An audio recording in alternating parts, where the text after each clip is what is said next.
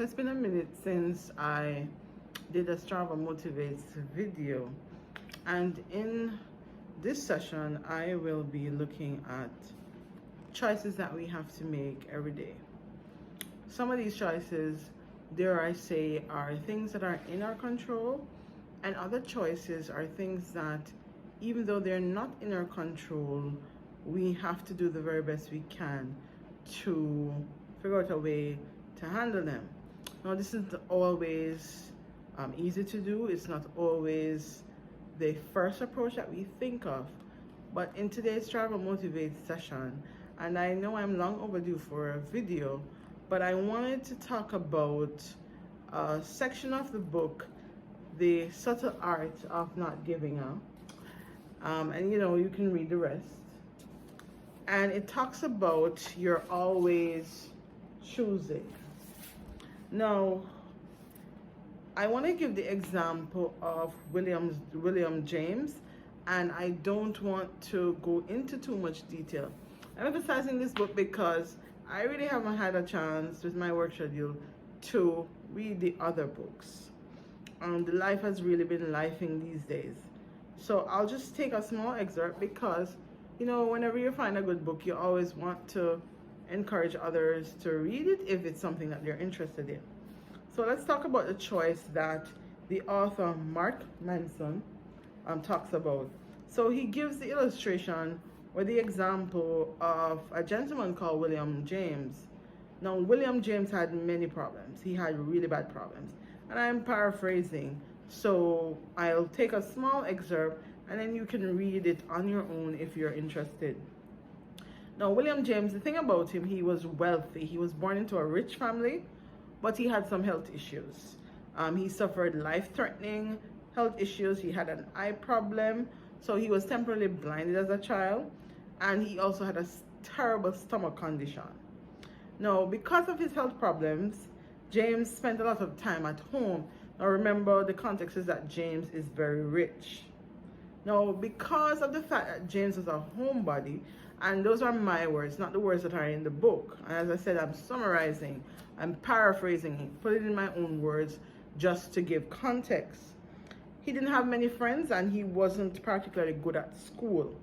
Instead, he passed the days painting. He was very good at painting. And that was one of the only things he really liked, it seems, or felt particularly good at. And this is an example. There are always things that we are good at, some things more than others. But that's one of the things he was good at. Now, he thought he was good, and this identifies his old concept of self, but nobody else thought he was good at it.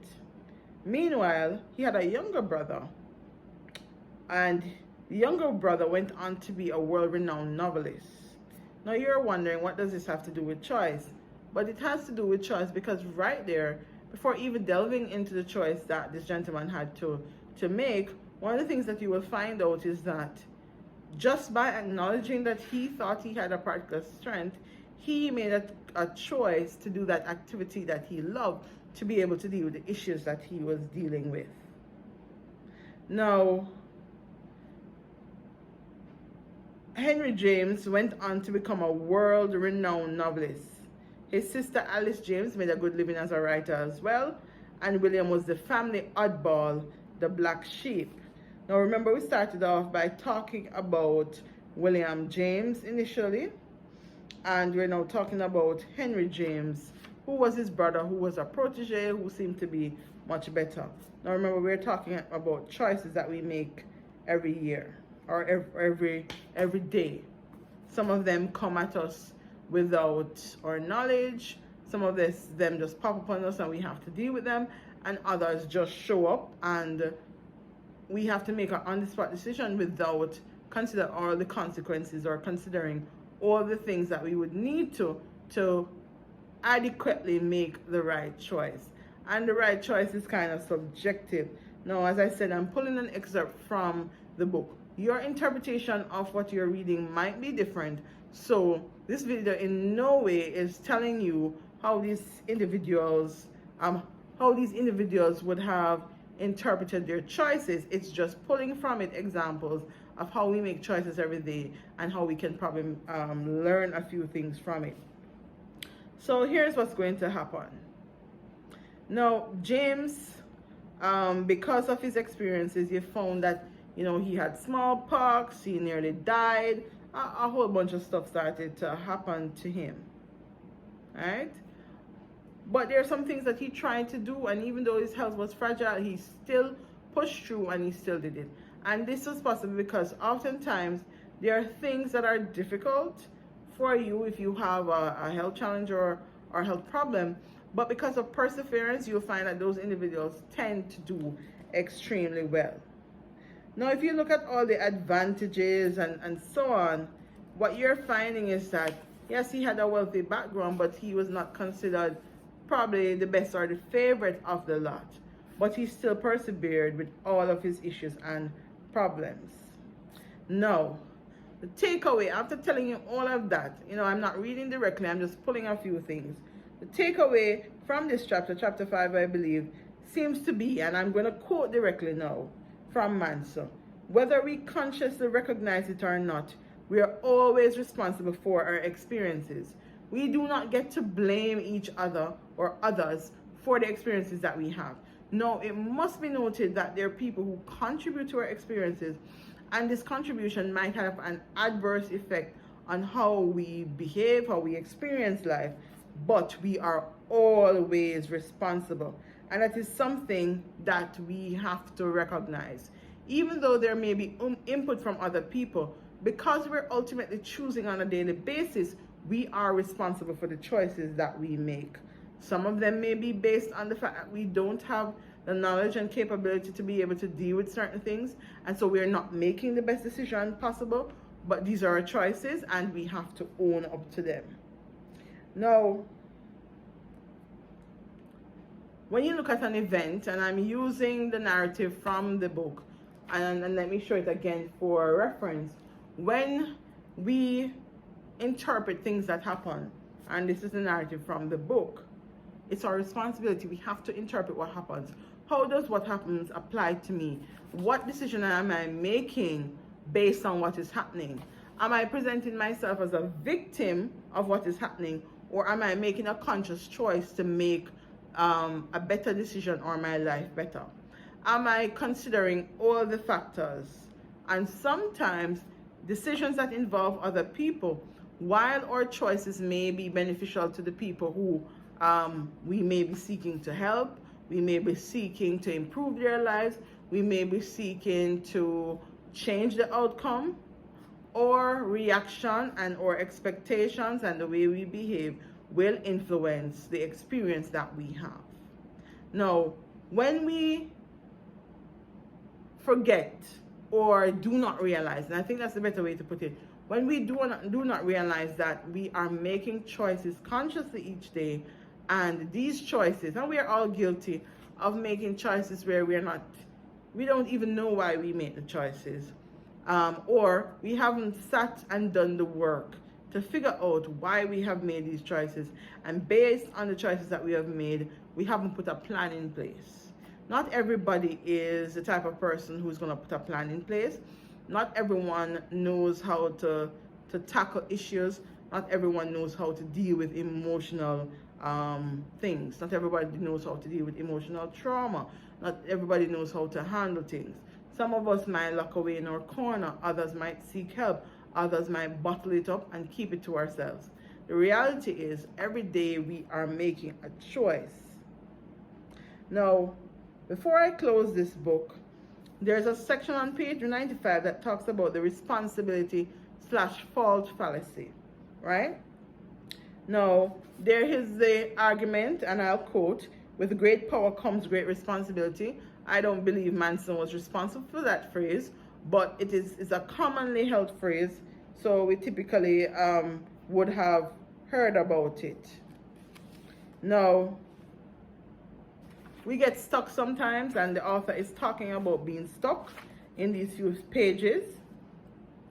And one of the things that I see coming out that says, another great philosopher once said, and I'm quoting, I'm reading it just as it is, "With great power comes great responsibility," right?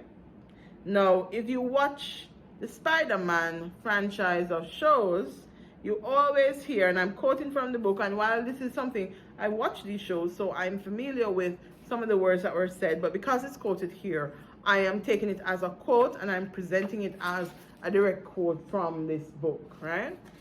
No, I can't tell you everything that is in this book. This is my personal copy, and if you're interested in finding out about it, it's a book about the subtle art of, you can read it for yourself, and it's a counterintuitive approach to living a good life. It may not be your cup of tea, but there's always something to pull from when you're reading viewpoints that are not necessarily your own viewpoint. And as I come to a wrap up, two things I want to leave as takeaway. Our choices are our own personal responsibility. We have to recognize that we are responsible for our experiences, therefore the choices that we make speak to that. We also have to recognize that when we make decisions that are not founded on logic, but are based on emotions, and sometimes we have to make those types of decisions, we have to acknowledge and recognize that the experiences that we have will be based on the choices that we make. We can't blame other people for our choices, right? But we can look into ourselves and see how the choices that we make have influenced our lives and influenced the lives of others.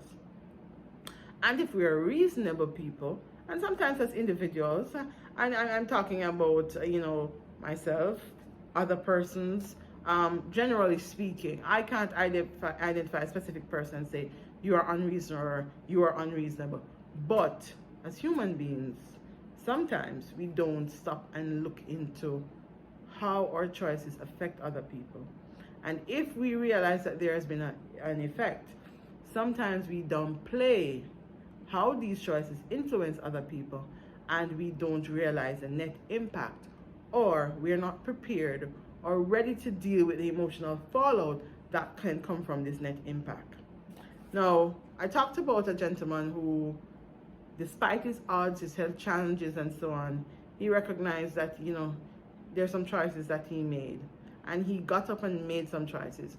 Whether or not he recognized that they were deliberate, but somebody with a health challenge typically gets up and makes a deliberate choice to survive, to live, to cope. And what you realize from what was given, and if you read further, I can't tell you the full story. If you read further, you realize that this man made a decision to work through his issues. It didn't mean that he was perfect. It didn't mean that he knew everything. He recognized that, personal responsibility and making a choice is important. And whether or not we acknowledge it, it's something that happens every day. So as I close off, this has been a few minutes, almost 15 minutes with Strava Motivates. I hope there has been something that has been said that has been motivational. Thank you so much for listening, and I hope the video has been beneficial. I know some of these things I will take for my own self and seek to improve the types of choices that I make, and my way of taking personal responsibility, because it all boils down to us, and it boils down to how we make our choices and what plans we make to mitigate the downfall, or mitigate the challenges, or mitigate the experiences that other people will have. Thank you so much. This has been Strava Motivates.